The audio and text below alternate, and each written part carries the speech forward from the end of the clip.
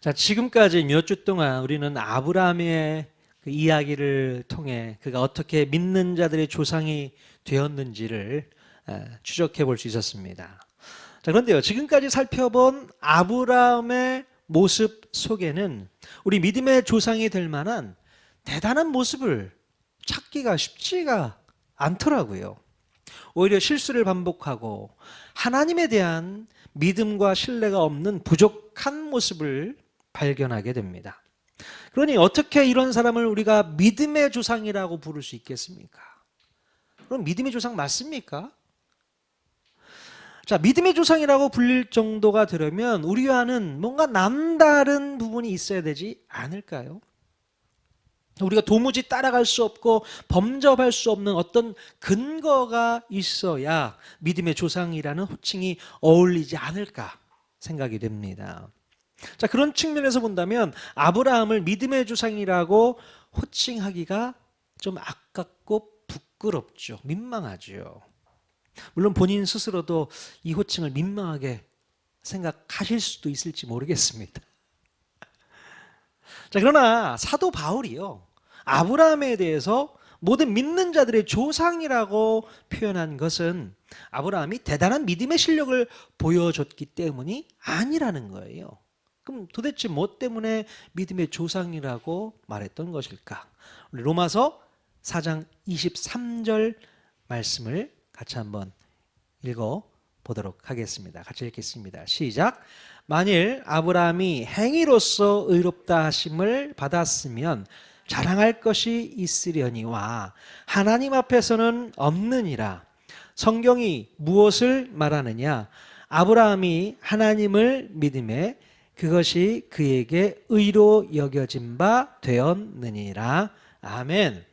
아브라함은 어떤 대단한 행위로서 의롭다 하심을 받은 것이 아니었어요. 분명히 사도 바울도 그 얘기를 하고 있습니다. 아브라함이 의롭다 하심을 받은 것은 하나님의 기획과 연출로 만들어진 것이라는 거예요. 하나님께서는 아브라함으로 하여금 하나님을 믿지 않을 수 없도록 궁지로 몰아가시는 것을 볼 수 있어요. 궁지로 몰아갔다는 겁니다. 자, 궁지에 몰린 이 아브라함은 하나님을 믿지 않을 수 없게 되었고, 궁색하기 짝이 없는 이 아브라함의 믿음을 의롭다고 여겨주셨다는 겁니다. 처음부터 끝까지 하나님의 작품이었다라고 밖에 말할 수 없다는 것이죠. 하나님이 만드신 작품입니다. 아브라함이 뭔가 실력이 있어서 뭔가 잘 해내서 붙여진 이름이 아니라는 겁니다. 처음부터 끝까지 하나님께서 이끌어 오셨다. 그것을 우리가 기억해야 됩니다. 여러분, 물론 아브라함의 행위로만 본다면 정말 볼품없이 찌질하고 통이 작습니다. 네. 어떻게 자기 목숨 하나 구하기 위해서 살아가는 아내를 동생이라고 속일 수 있습니까? 말도 안 되죠. 자, 지난주에 그랄 왕 아비멜렉에게 혼쭐 나는 아브라함의 모습을 떠올리면 아주 그냥 민망하기 짝이 없어요. 네. 읽는 제가 다 민망하더라고요. 자, 더군다나 사라가 아내이기는 하지만 진짜 동생은 맞다고까지 변명하는 모습이 찌질의 끝판을 보여주는 모습이 아닌가, 그런 생각을 다시 한번 해보게 됩니다. 자, 그러나 하나님께서 저 멀리 갈대아 우르에서 우상신을 섬겼던 아브라함을 믿음과 신앙의 이 정규 코스를 밟게 하셔서 드디어 활짝 웃게 하시는 데까지 오게 하셨다는 겁니다. 활짝 웃게 하셨다. 이게 무슨 말일까요? 이따가 제가 한 번 더 설명해 드리도록 하겠습니다. 자, 하나님께서는 얼마나 오랜 시간 동안 참고 기다리고 인내하셨을까? 자, 그런데요, 하나님께서 아브라함을 훈련하고 성장시키셨던 이 코스는 오늘 우리들 모두가 밟아가고 있는 모델이 되어주고 있다는 것입니다. 예, 신앙생활은 이렇게 하는 거야 라고 아브라함을 모델 삼아서 우리에게 말씀해 주고 있는 것이죠. 여러분, 우리도 아브라함 같은 때가 있었습니다. 부족하고 연약하고 찌질하고 통이 작은 그런 모습이 우리에게도 있었지 않았습니까? 그리고 지금도 마찬가지로 그런 모습이 있는 것이죠. 하지만 여기에 머물러 있지 않고 하나님께서는 아브라함을 어디까지 올려가느냐, 그 부분도 이제 다다음 주에 보게 될 텐데요. 우리들도 그 모습으로 나아가야 된다는 것입니다. 그러니까 하나님께서 아브라함을 우리에게 보여주신 것은 믿음의 모델로서 보여주고 있는 것이다, 이렇게 생각하시면 될 것 같습니다. 야, 나는 아브라함처럼 언제 믿음의 반열에 오를 수 있을까? 걱정하지 마십시오. 하나님께서 여러분들을 그렇게 이끌어 가고 계실 줄로 믿습니다. 분명히 저는 그렇게 믿습니다. 자, 오늘 본문 말씀에 보면 하나님께서 약속해 주셨던 아들 이삭이 드디어 태어났습니다. 자, 창세기 21장 1절에 보면 이런 말씀이 있어요. 여호와께서 말씀하신 대로, 여호와께서 말씀하신 대로, 두 번이나 반복됩니다. 하나님께서는 정말로 말씀하신 대로 아브라함에게 아들을 주셨던 것입니다. 자, 도대체 어느 정도 시간이 지나서 응답해 주신 것일까요? 자그마치 25년이라는 시간이 흘렀던 거예요. 결국 하나님께서는 아브라함에게 주신 약속을 지키셨던 것입니다. 아브라함과 사라가 얼마나 기다렸던 아들입니까? 그들이 얼마나 기뻤을까요? 그것도 노년에 얻은 아들이잖아요. 자, 그런데요, 저는 여기서 이런 생각을 해보게 되었습니다. 왜 하나님께서는 아브라함에게 약속을 하실 때에 아들을 주시겠다고만 하시고 언제 주시겠다는 구체적인 시간 약속은 하지 않았을까? 그런 생각을 해보게 돼요. 여러분, 그런 궁금증 생각해보지 않으셨습니까?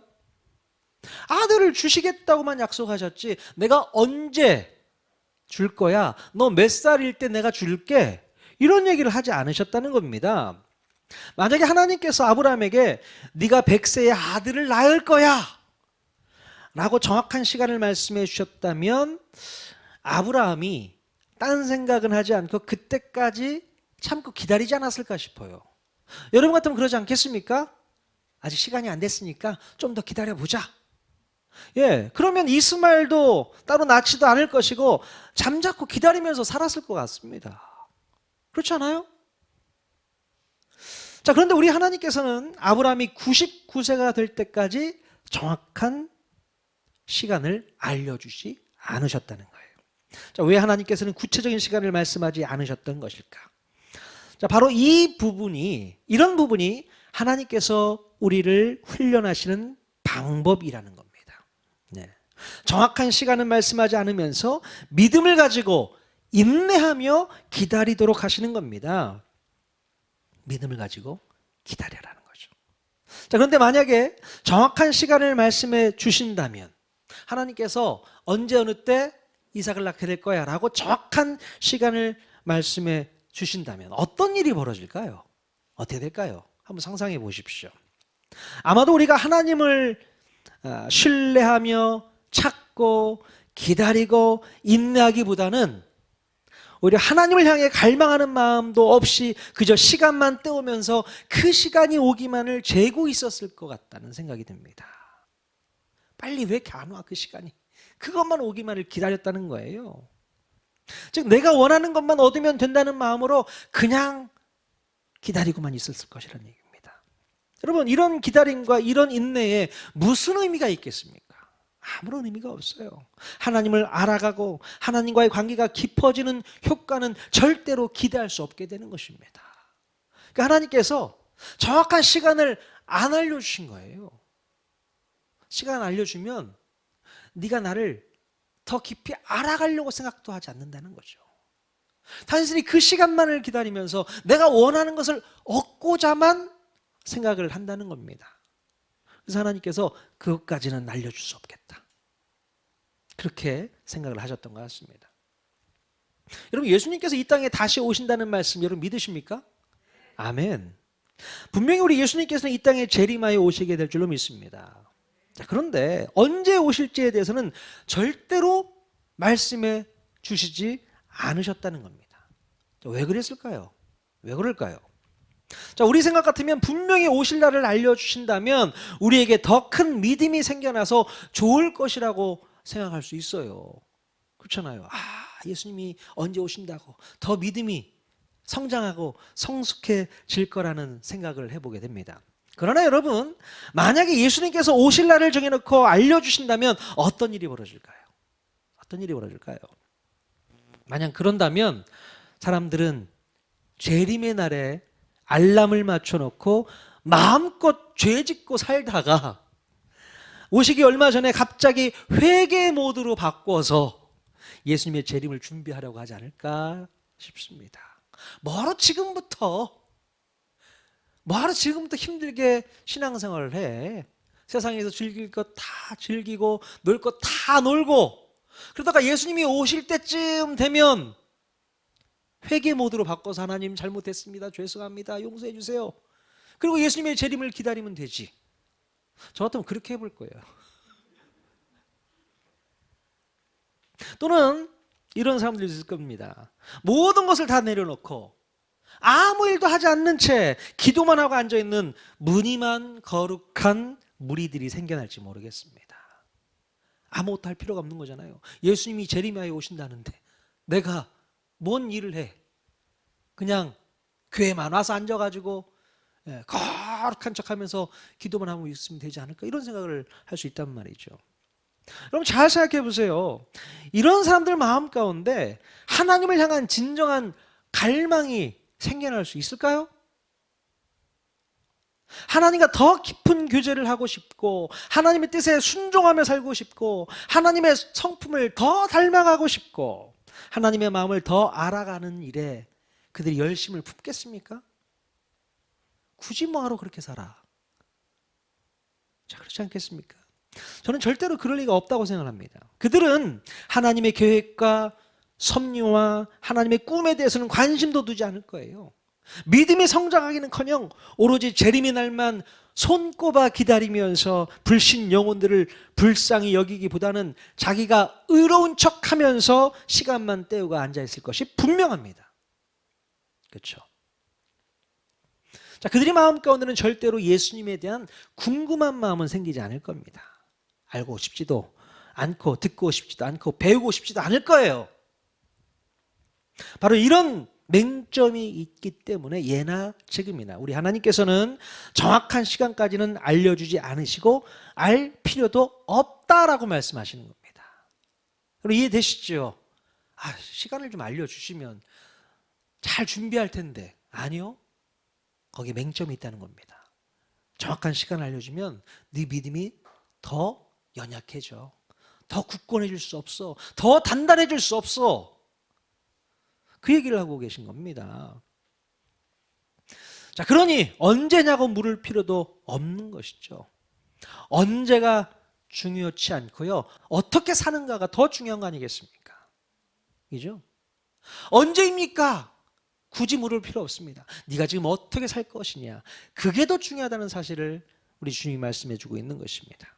그냥 지금 이 순간, 지금 여기에서 내가 최선을 다하는 삶을 살면 되는 거예요. 가장 적절한 시기에 주님이 정하신 때가 올 것을 분명히 믿으실 수 있기를 바랍니다. 궁금해하지 마십시오. 언제 오실까? 뭐가 그게 궁금합니까? 당연히 주님이 알아서 오시겠죠. 때가 되면 주님이 적절한 시기를 맞아서 오시겠죠. 저는 그걸 믿습니다. 그러니 우리는 우리 할 일만 다 하고 있으면 됩니다. 그거면 충분합니다. 아멘. 자, 오늘 본문에 보면 하나님께서는 이삭을 아무 때나 생각 없이 주신 것이 아니라는 것을 볼 수 있어요. 자, 창세기 21장 우리 2절 말씀 같이 읽겠습니다. 시작. 사라가 임신하고 하나님이 말씀하신 시기가 되어 노년의 아브라함에게 아들을 낳으니. 네. 하나님께서 말씀하신 시기가 되어서 기한이 찼을 때에 바로 이삭을 주셨다고 말씀하고 있습니다. 하나님의 말씀하신 시기가 되었다는 거예요. 하나님의 때가 왔다는 겁니다. 하나님께서는 치밀한 계획과 의도를 가지고 정확한 때를 정해놓고 계셨다는 것입니다. 하나님께서 정하신 시간은 다 의미가 있고 다 의도가 있는 시간이라는 것을 알아야 됩니다. 자, 여러분 전도서 말씀에도요, 하나님의 시간에 대해서 이렇게 설명하고 있어요. 같이 한번 읽어보겠습니다. 3장 1절에서 4절 말씀 같이 읽겠습니다. 시작. 범사에 기한이 있고 천하 만사가 다 때가 있나니 날 때가 있고 죽을 때가 있으며 심을 때가 있고 심은 것을 뽑을 때가 있으며 죽일 때가 있고 치료할 때가 있으며 헐 때가 있고 세울 때가 있으며 울 때가 있고 웃을 때가 있으며 슬퍼할 때가 있고 춤출 때가 있으며. 네. 여러분, 하나님께서는 가장 적절하고 가장 필요한 때에 일을 하신다는 사실을 믿을 수 있기를 바랍니다. 하나님의 때가 다 있어요. 네, 그렇죠. 자, 그런데 우리는 하나님께서 일하시는 방식과 패턴을 믿지 못하고 내가 생각하고 계획한 시간만이 정답이라고 생각을 해서 그 시간에 이루어 주시기만을 간절히 요청하는 그런 모습을 가지고 살게 됩니다. 자, 그러나 여러분, 내가 정해놓고 계획한 시간은 가장 최선이 아닐 때가 많아요. 그게 최선이 아닙니다. 오직 하나님께서 정해놓으신 시간만이 가장 최선의 때라는 것을 받아들일 수 있기를 바랍니다. 하나님께서 정해놓은 시간만이 가장 최선이에요. 자, 그렇지 않으면 우리가 인간적인 생각을 덧붙여서 하나님의 시간을 내 시간에 억지로 끼워 맞추려고 하는 불신앙을 저지를 수 있다는 겁니다. 하나님이 정해놓은 시간을 우리가 기다리지 못하면요, 내 시간에 맞추려고 하는 거예요. 내가 정한 시간이 맞다, 이것이 최선이다, 그러니 내 시간에 맞춰달라, 이런 요구를 할 수밖에 없다는 것입니다. 안타까운 일이 벌어진다는 것을 우리가 알아야 돼요. 어제 마음과 생각을 묵상하신 분들, 사울의 모습을 한번 보셨을 거라고 생각되어지는데요. 사울 왕이 이스라엘의 왕이 되고 나서 블레셋과 큰 전투를 벌이게 됩니다. 자, 블레셋이 이스라엘과 싸우기 위해 엄청난 병력과 화력을 가지고 이제 이스라엘을 쳐들어오지 않습니까?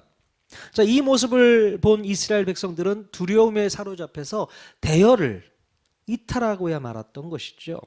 자, 그러자 사울 왕도 그 모습을 바라보면서 마음이 불편하고 두려운 거예요. 아니, 군사들이 다 떠나가 버리네? 근데 와야 될 분은 왜 안 오시는 거야? 그 전에 사무엘 선지자가 내가 언제까지 갈 테니 기다리고 있어. 내가 가서 하나님께 제사 드리고 전투에 임하자, 이런 얘기를 했던 거예요. 근데 그날이 왔는데 사무엘 선지자가 오지를 않는 겁니다. 그러니까 사울 왕이 생각해 볼 때는 지금 이 시기에 전쟁터로 나가는 게 적기인데 왜 도대체 안 오시는 거야? 그러다가 어떻게 했어요? 사무엘이 오기도 전에 본인이 스스로 제사를 진미하고 그러고 전쟁터에 나가게 되지 않습니까? 그러니까 나중에 사무엘이 찾아왔습니다. 사무엘이 늦게 온 것도 아닙니다. 정한 날짜에 왔어요. 시간이 좀 달랐던 것 뿐인 것 같습니다. 그러니까 사무엘 선지자가 그 모습을 바라보고 노발대발했던 것이죠. 아니, 왜 기다리지 못했냐는 거죠. 뿐만 아니라 사울 왕이 제사를 집례하는 것은 법으로 잘못된 겁니다. 불법이에요. 어떻게 왕이 제사를 집례하는 겁니까? 말이 안 되는 거죠. 자, 그런 잘못을 저지르는 부분들을 볼 수 있게 되는 겁니다. 내가 정한 시간, 내가 맞다고 생각하는 시간, 내가 최선이라고 생각하는 시간을 끌어당겨서 내 인간적인 생각과 방법을 곁들여서 뭔가 일을 추진해 보려고 할 때 문제는 발생한다는 것이죠. 여러분, 조급해하지 마십시오. 서두르려고 하지 마십시오. 하나님의 때가 분명히 있는 줄로 믿습니다. 그 때가 되면 하나님께서 힌트를 주실 거예요. 힌트가 없으면 여러분 아직 하나님의 때가 아니다라고 믿으시면 됩니다. 하나님께서 힌트 없이 일하지 않으세요. 아브라함에게도 힌트를 딱 주시지 않습니까? 그리고 99세에 또 되면 힌트를 또 주세요. 힌트가 없다고 여러분 조마조마 초조해하지 마시고 힌트가 올 때까지 기다리십시오. 말씀을 통해서, 기도를 통해서 하나님께서는 언제나 우리에게 말씀하고 계신다는 사실을 꼭 기억할 수 있기를 바랍니다. 그것에 깨어 있어야 됩니다. 열려 있어야 돼요. 그러면 힌트도 들을 수 있게 되는 것이죠. 근데 아무 생각 없이 있으면 그 힌트도 듣지를 못하게 되는 겁니다. 자, 다시 본문으로 돌아와서 생각해 보면 또 다른 질문이 생기는 것을 볼 수 있어요. 자, 왜 하나님께서는 아브라함이 100세가 되기를 기다리셨을까요? 왜 100세였을까요? 굳이 25년 동안을 기다리게 해서 100세가 되어서야 이삭을 주신 이유 도대체 뭡니까? 왜 그랬을까요? 자, 그것은 바로 아브라함의 인간적인 노력이나 능력이 한계에 다다를 때까지 기다리셨던 것을 우리는 깨달아야 됩니다. 하나님이 아주 의도적이에요. 아브라함과 사라가 이삭을 낳은 사건은 어느 누가 보더라도 인간의 힘으로는 할 수 없는 일이었다는 것을 알리고 오직 하나님밖에 하실 수 없는 일이라는 것을 가르쳐 주시기 위해서 아브라함과 사라가 100세 또 90세가 되기를 일부러 기다리셨다는 겁니다.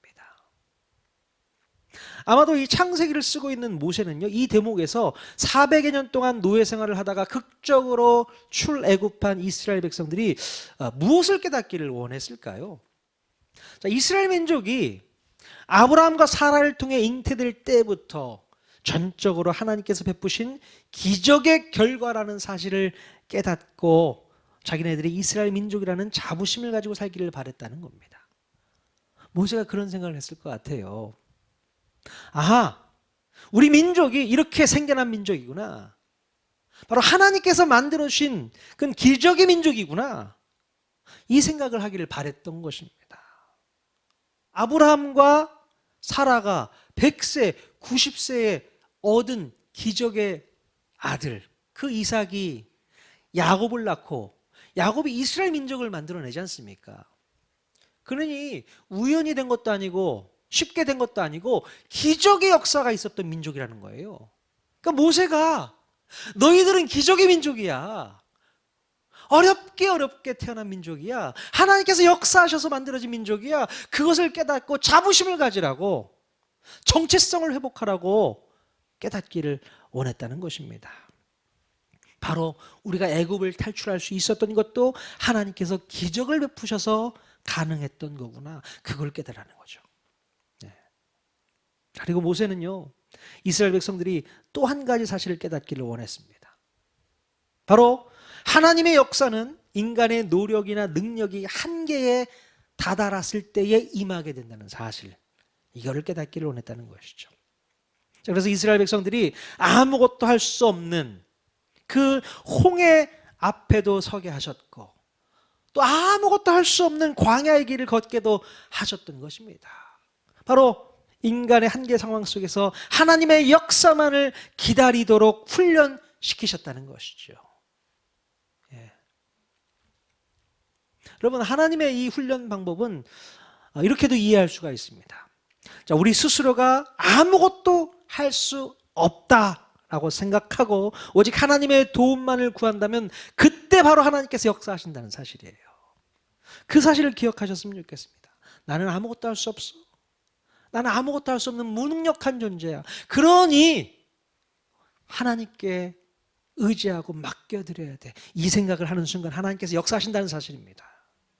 내가 뭔가를 해보려고 몸부림치고 내가 내 의지로 뭔가를 해보려고 열심을 내고 할 때에 하나님께서 역사하지 않으세요. 그래, 네가 알아서 해봐. 너 힘을 쓸 때 한번 알아서 해봐. 하나님께서 그렇게 내버려 두십니다. 그러나 우리가 빨리 깨닫고 하나님, 제 힘으로 할 수 없습니다. 주님의 도우심이 필요합니다. 주님의 능력이 저에게 있어야 됩니다. 그 고백을 할 때에 비로소 하나님께서는 이때를 기다리시고 하나님의 놀라운 능력과 역사를 보여주신다는 겁니다. 하나님께서 아브라함이 그걸 깨달았으면 좋겠다는 생각을 했던 것 같아요. 하나님, 저는 100세입니다. 제 아내가 90세입니다. 우리는 아무것도 할 수 없습니다. 하나님께서 응답해 주십시오. 하나님께서 이루어 주십시오. 주님만을 바라보겠습니다. 내 힘으로, 내 의지로, 내 방법으로, 내 계산대로 하지 않겠습니다.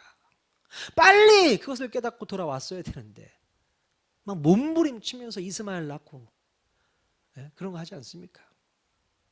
하나님께서는 아브라함뿐만 아니라 또 이스라엘 백성들뿐만 아니라 오늘 저와 여러분들이 하나님의 놀라운 능력 앞에 엎드려지고 우리는 무능력한 존재라는 것을 깨닫고 돌아오기만을 원하신다는 사실을 꼭 기억할 수 있기를 바랍니다.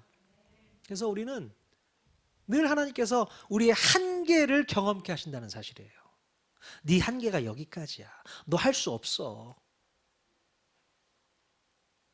그 고백이 있어야 될 줄로 믿습니다. 자, 오늘 본문을 읽다가 보면요, 100세의 아들을 얻은 아브라함의 마음도 무척 깊었을 테지만 또 누구의 마음이 더 기쁘고 감사했을까요? 그렇죠? 사라가 얼마나 기뻤을까요? 바로 마음고생을 많이 했던 사라가 아브라함보다 더 기뻤을 확률이 높습니다. 그렇겠죠. 그래서 사라는 하나님의 역사를 경험하고 놀라운 간증과 고백을 하는 것을 볼 수 있어요. 자, 창세기 21장 6절 말씀 제가 읽겠습니다.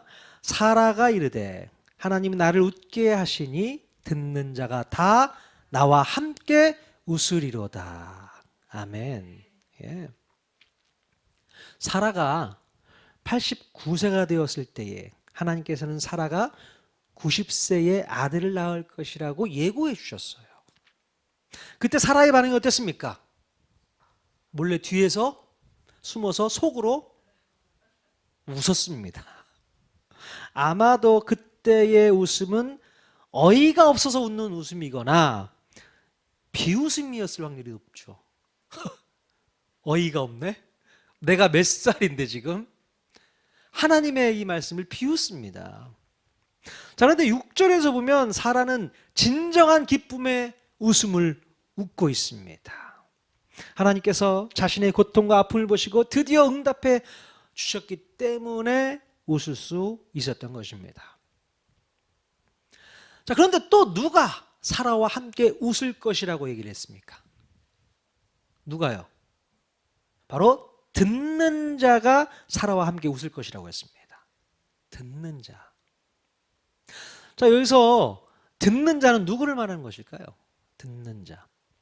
여기서 듣는 자란 하나님께서 하나님의 때에 하나님의 방법으로 놀라운 일을 행하시는 분이라는 사실을 믿음으로 받아들인 자를 뜻합니다. 믿음으로 받아들인 자. 바로 이 사실을 믿는 자들이 바로 사라처럼 웃을 수 있다는 것을 의미하고 있다는 것이죠. 자, 여러분, 그렇다면 오늘 우리들도 사라처럼 웃을 수 있어야 합니다. 우리 인생 가운데 아무리 기다려도 내가 원하는 답이 없더라도 그것 자체가 하나님의 역사이고 하나님께서 일하시는 방법이라는 것을 믿을 수 있기를 바랍니다. 자, 그러면 결국에는 환하게 웃을 수 있는 날이 오게 될 줄로 믿습니다. 환하게 웃을 수 있는 날, 그 날이 온다는 것이죠. 우리 하나님께서는 우리 모두가 기쁜 마음으로 웃을 수 있기를 원하십니다. 그러기 위해서 우리 하나님은 우리로 하여금 웃게 하시기 위해서 부단히 노력하고 있다는 사실을 분명히 깨달을 수 있어야 돼요.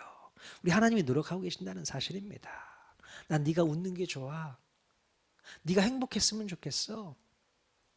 하나님의 진심 어린 마음이에요. 그 마음을 믿으십니까?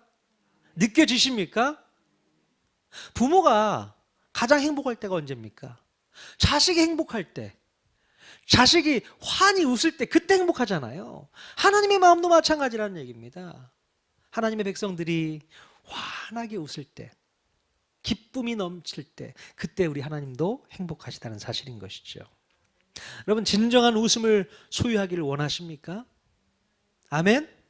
그러면 하나님의 시간표를 끝까지 믿고 신뢰하면서 나아갈 수 있기를 바랍니다. 우리가 하나님의 시간표를 믿음으로 받아들여야만 그때부터 역사는 시작되는 거예요. 하나님이 정하신 그 시간을 기다리십시오. 인내하십시오. 자, 그러나 내 고집을 피우면서 하나님의 시간표를 무시한다면, 자, 우리 인생 가운데 절대로 웃을 일은 없다는 사실을 기억하셔야 됩니다. 하나님이 정하신 시간을 여러분 마음 가운데 새기십시오. 아멘. 그러면 시간이 어느 정도 흘러간 후에 분명히 환하게 웃을 날이 오게 될 줄로 믿습니다. 끝까지 가야 되는 거죠. 해피엔딩이에요. 아멘. 지금은 힘들고 어렵고 고달프고 가슴 아프고 속상하지만 괴롭지만 주님이 때가 되면 아하, 하나님께서 나를 웃게 하시기 위해서 여기까지 인도하셨구나. 그것을 경험하게 될 줄로 믿습니다. 그것을 체험하면서 승리하는 삶을 사는 저와 여러분 모두가 다 될 수 있기를 주님의 이름으로 간절히 축원드립니다. 아멘.